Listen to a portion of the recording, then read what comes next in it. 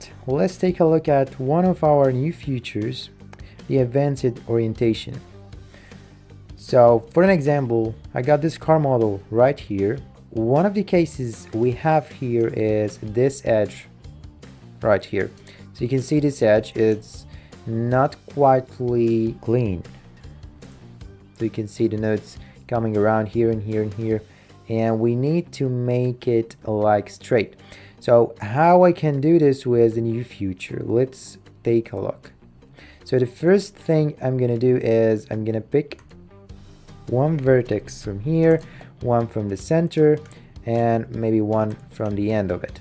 Okay, now I'm going to press on this button right here, the geometric trait, and as you can see, it's taking the angle of the line or the curve here.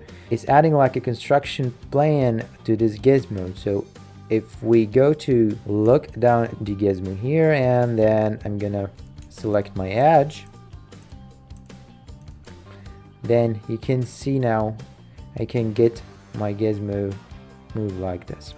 Now as you can see, it's all great. Let's see another example here. So we've got this line also, and you can see apparently it looks like curved thing, not straight. And I'm gonna do the same thing, one from here, maybe one from the middle, and one from the end of it. Okay, now I'm going to select this geometric trait, then look it down.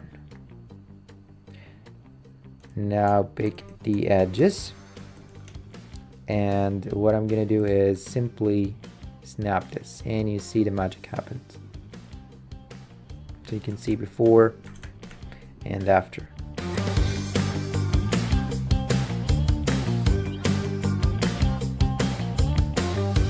Simply, it's gonna help you a lot fixing the bad edges and curves, which is something you're gonna really need in some kind of these models here. Thanks for watching, and see you next video.